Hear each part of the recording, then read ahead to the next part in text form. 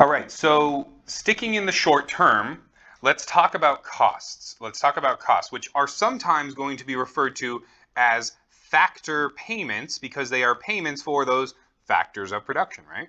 So factor payments are what a firm pays for the use of its factors of production, right? They're the costs from the firm's perspective. And the different factor payments that we have, we've got raw materials prices. We have rent. We've got wages and salaries. Wages denoting our hourly rate people, salaries denoting our yearly people that are more full-time. We have interest and dividends.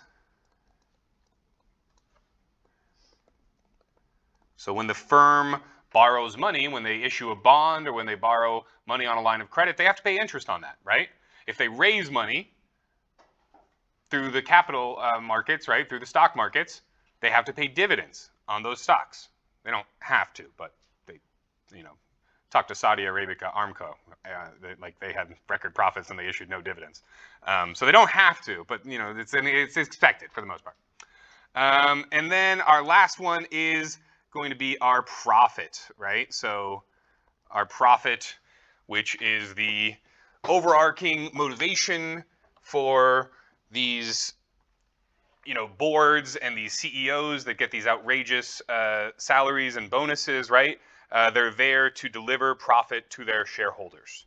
And so profit can be seen as a factor payment or a cost in the eyes of the company, right?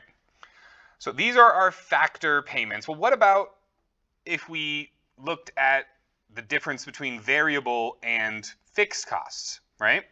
So these are all the different factor payments that we have, but when we talk about variable costs, what are we talking about, right? We're talking about the cost of variable inputs. So costs that change with the quantity produced.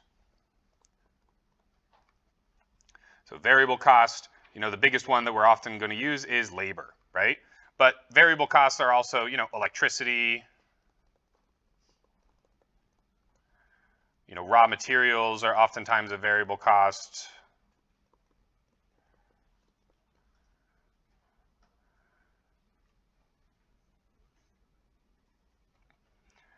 Now, what about fixed costs?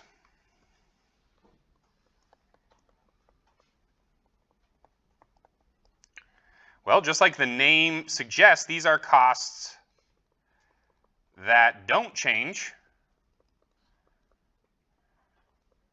as quantity increases or decreases, right? They're fixed. They're fixed.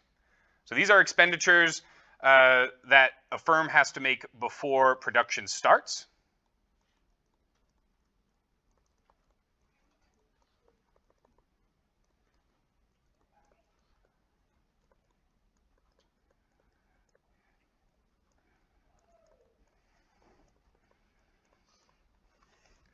These are costs that do not change in the short run.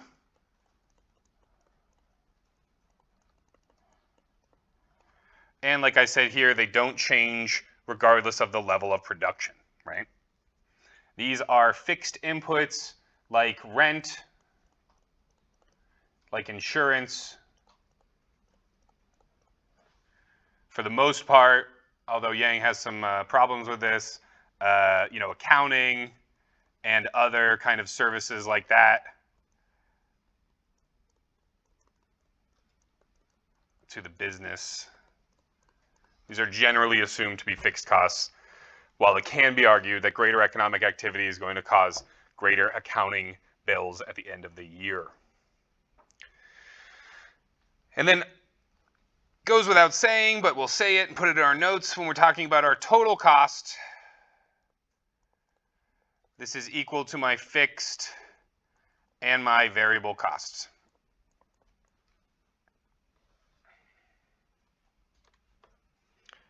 Questions on our factor payments and then splitting them into variable and fixed costs.